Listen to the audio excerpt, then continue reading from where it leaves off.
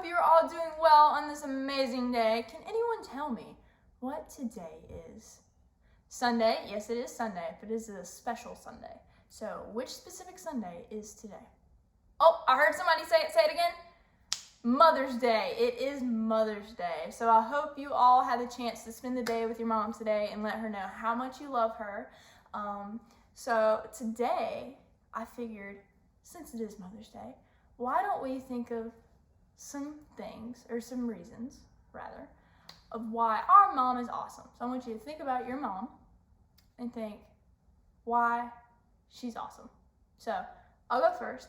My mom is awesome because earlier today, she got food because she's a teacher and it was teacher appreciation. So she got seafood and she made sure that she had enough to share with me and my sister. And that's awesome, right?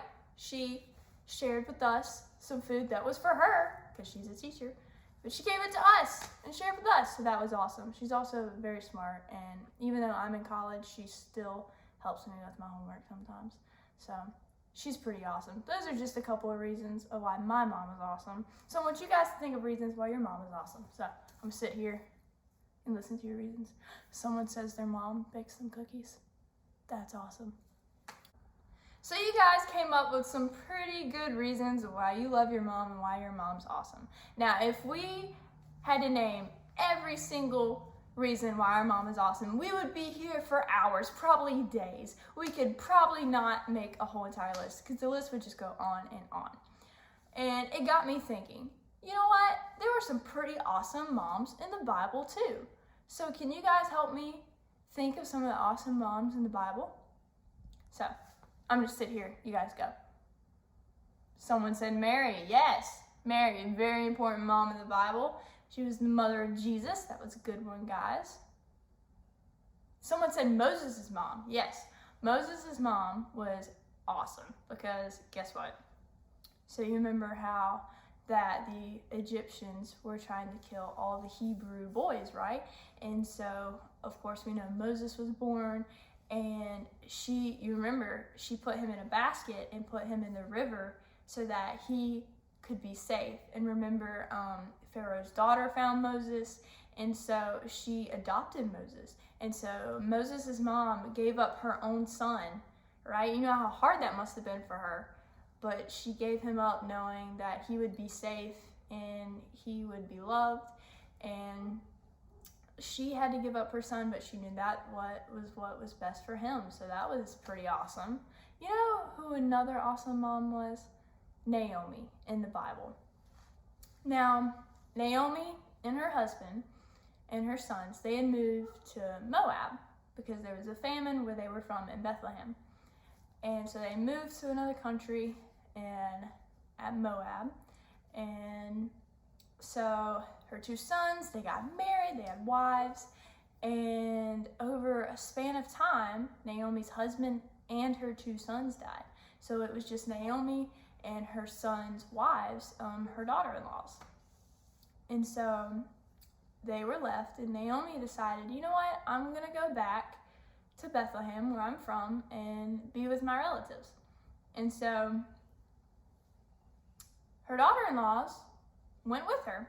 And so they started on their journey, and Naomi stops and she goes, listen, I know you guys love me and I love you guys, but go back to your country, go back, live with your family. That's what's best for you. You know, just do what's best for you. And so both of them were like, no, we were gonna stay with you. We want to take care of you. And she was like, no, go. This is what's best. And so one of her daughter-in-laws did go. She left. But Ruth, her daughter-in-law Ruth, she wouldn't go. And so I want us to turn in our Bibles to Ruth chapter 1, verse 16. And that way we can kind of see what Ruth did.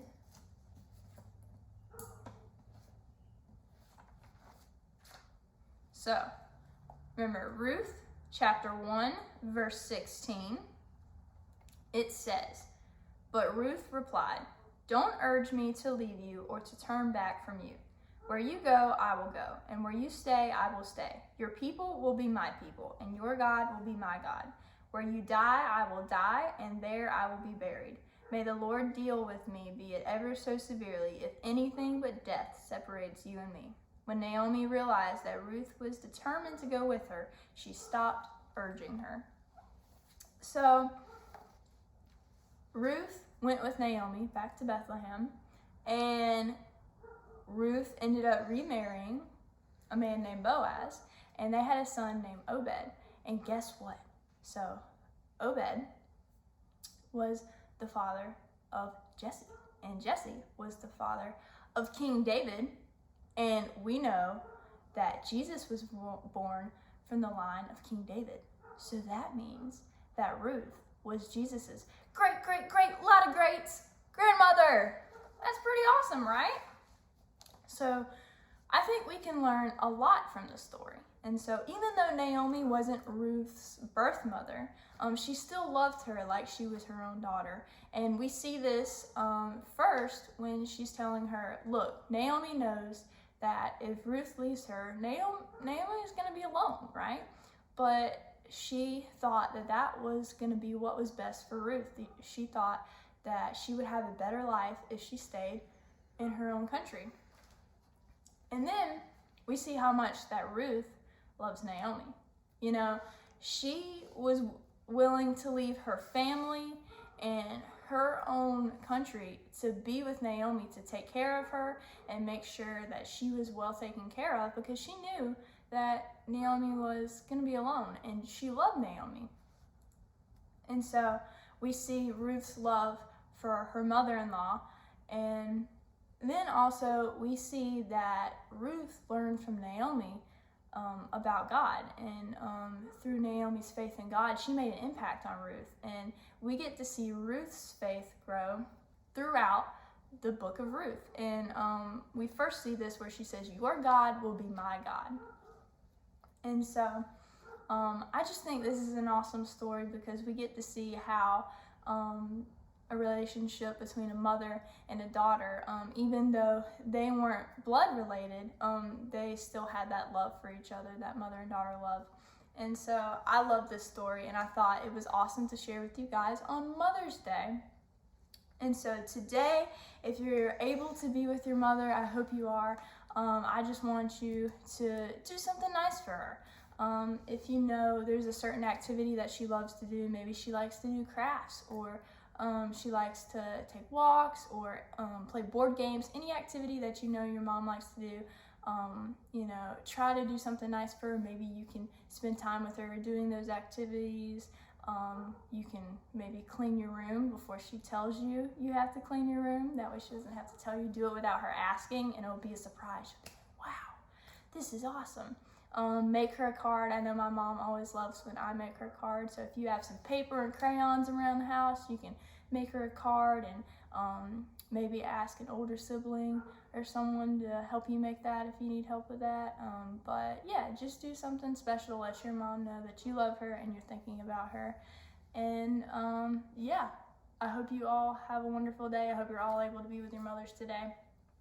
And I will be praying for each and every one of you, and I'm praying that we get to be together again really soon.